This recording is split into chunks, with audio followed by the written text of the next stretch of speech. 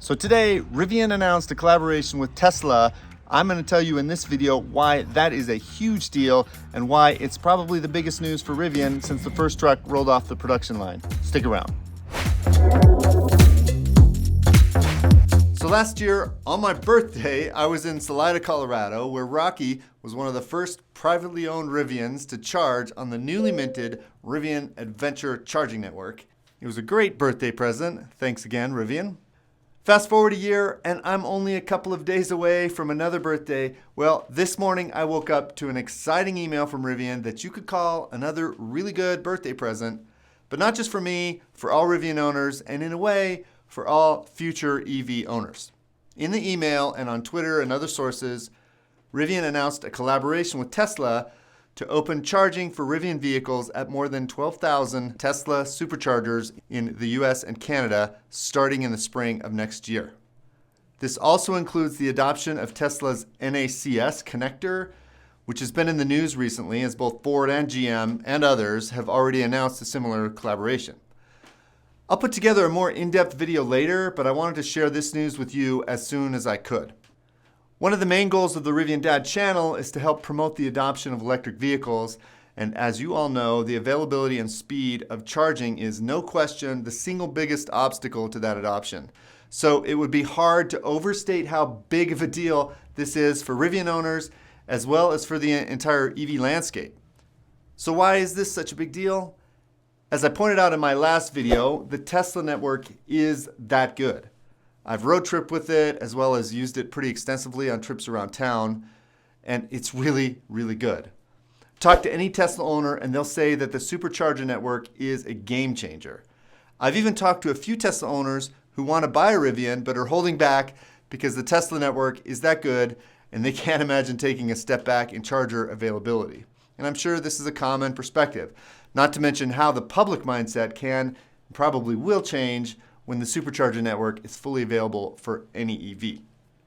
As I've said, there are enough stations out there to get most anywhere you need to be without using any Tesla chargers. But if and when the Superchargers are part of the landscape for Rivians and other non-Tesla vehicles, going anywhere in the country would become not just doable as it is now, but comfortable. And will go a long way to dismissing any range anxiety. For anyone who has followed this channel from the start, you may remember that the first regular video I did was an analysis of the announced Rivian Adventure network. In that video, I compared the Rivian plan to the much more extensive Tesla network that was already in place. Fast forward a year, and the Rivian network is growing, slowly but surely, with some 30 stations online as of today and lots more on the way, but it is nowhere near the size of the Tesla Supercharger network. Now, to be clear, the announcement today was specifically tied to the adoption of Tesla's NACS connector, which in and of itself is an important move. Since both Ford and GM are already on board, it appears that the dominoes are falling and the entire EV landscape is moving to a better connector and a much more robust network. So what is the NACS connector? Back in November of last year, Tesla opened up the design of their connector that they call the North American Charging Standard, or NACS, or NACS. Okay, maybe it was a bit presumptuous, but it turns out to be a bit more prescient than we thought. What you need to know is that the NACS connector is better than the CCS in all the important ways. As Tesla put it, it has no moving parts, half the size, and is twice as powerful as the CCS connector. So this means it's potentially more reliable, easier to use, and has the capacity of up to 1 megawatt of DC fast charging. That speed's not available yet, but it's nice to know that the ceiling is high enough to get us well into the future. Just as a point of reference, I'm excited when I see over 200 kilowatts on a charge. This has a capacity to be up to 5 times that fast, although most vehicles don't support that yet. Rivian stated that they are still moving forward with their Rivian Adventure Network stations, which I am very happy to hear.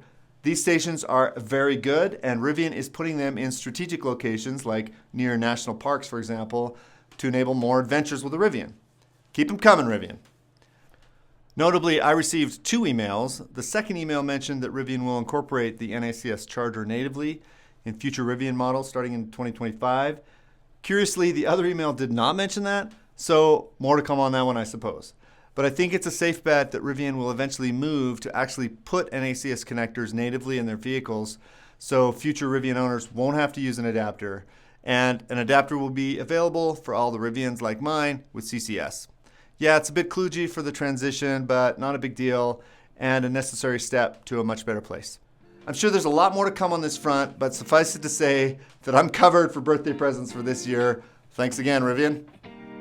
Please subscribe and stay tuned for more to come on this and lots of other topics. Thanks for watching, and we'll see you again soon.